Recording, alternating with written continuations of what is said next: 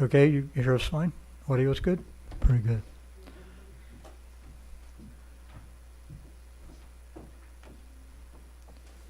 All right, ladies and gentlemen, we're all set. Good evening. Welcome to the North Miami Planning Commission meeting for December. I wish, huh? Tuesday, April 5th, 2022. And I see we have one of our other commissioner members, Commissioner Bob. Welcome, sir. Haven't had a chance to meet you. I'm Chairman Charles Ernst. Nice to meet you. Welcome aboard.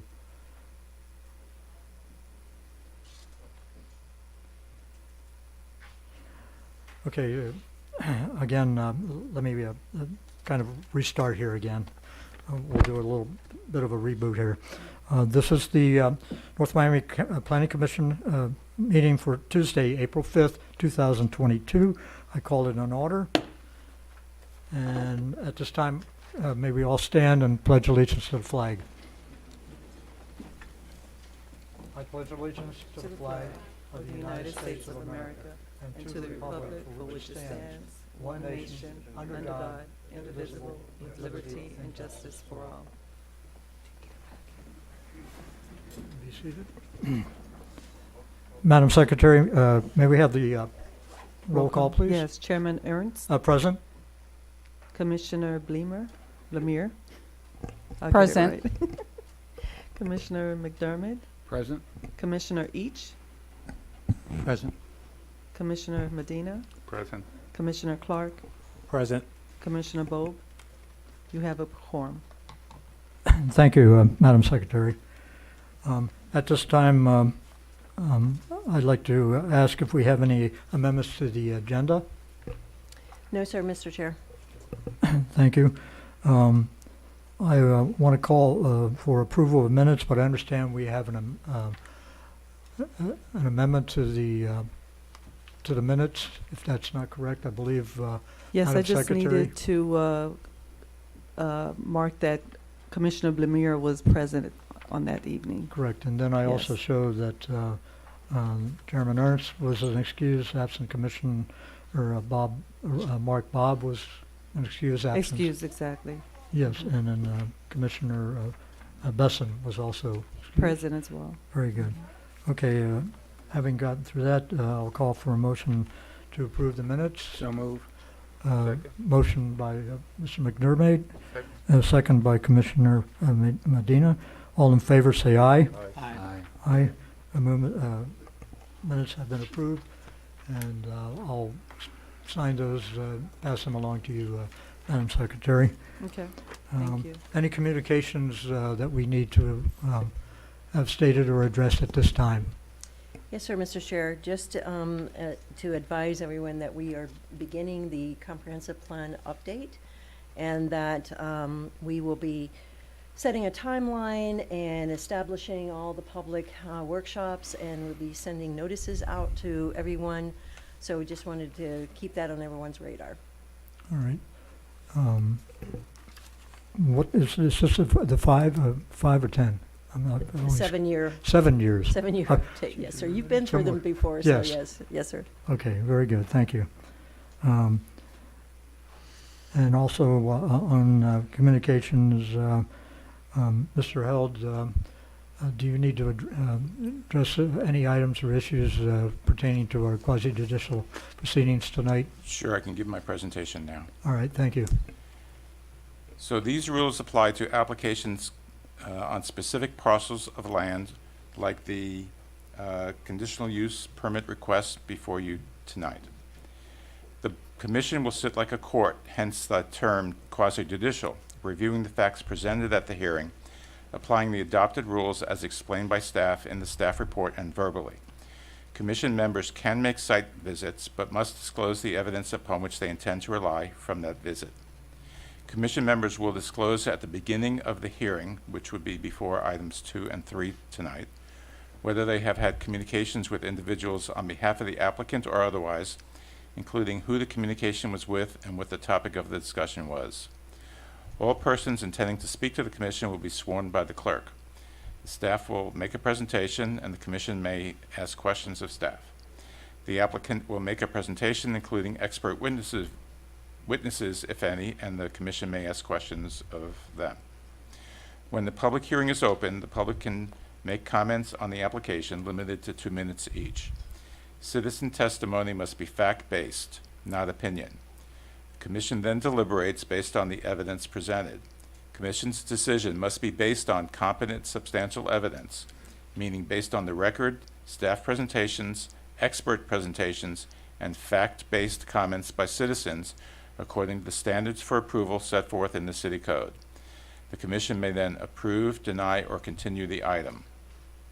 While staff previously read into the record emailed comments, we have concluded this is improper in quasi-judicial matters, as the person sending the email is not sworn and there is no opportunity for cross-examination.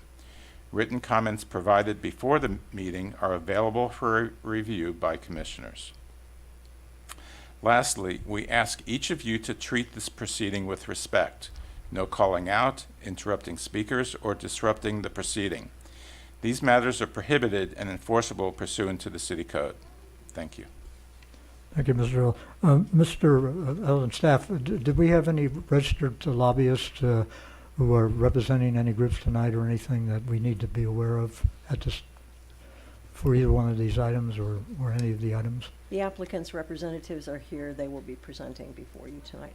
All right, but no other, no one else other than the applicants as registered as lobbyists or will be presenting themselves, representing any other groups that could be Any deemed other groups, those lobbying. are only that, only the particular applicant. Okay, thank you Yes, very sir. much. All right, having covered all that, is there any continued public hearings that we need to address at this time? No, sir. Very good.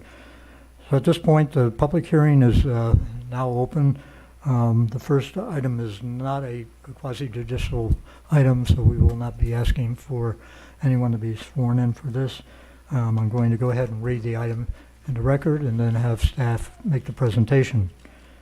This is item PC 1735, an ordinance of the mayor and the city council of the city of North Miami, Florida, providing for a text amendment to chapter 29 of the city of North Miami Code of Ordinances by amending Article 2, Division 2, entitled Planning Commission, and Division 3, entitled Board of Adjustment, to further clarify membership terms, providing for repeal, conflicts, severability, correction of scrivener's errors, codification, and for effective date.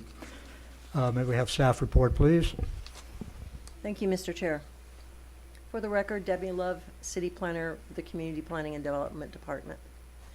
The item before you is an amendment to the current code section 2202 and 2302. The way that the Planning Commission and the Board of Adjustment members are set now is they run coterminously with the appointing mayor or city council member. What has happened in the past is there's usually a lag time between the last time the election and the new appointee. Sometimes it's going on for 3 to 6 months. This will allow will codify what we had been doing in the past as allowing these members to continue to serve, whether it's a planning commission member or a board of adjustment member. But we want to limit that to 120 days to allow for either a new appointment or a reappointment by the new council member or the mayor. So this is a request that we have before you tonight. What will happen next is it will scheduled to go to City Council for first reading on 5/10, assuming you all don't continue the item. And then second reading in June 14th. It becomes effective 10 days after that. Any questions you have, I'm here to answer any questions for you. No, I know we've had a problem in the past with them acting quickly on the matter.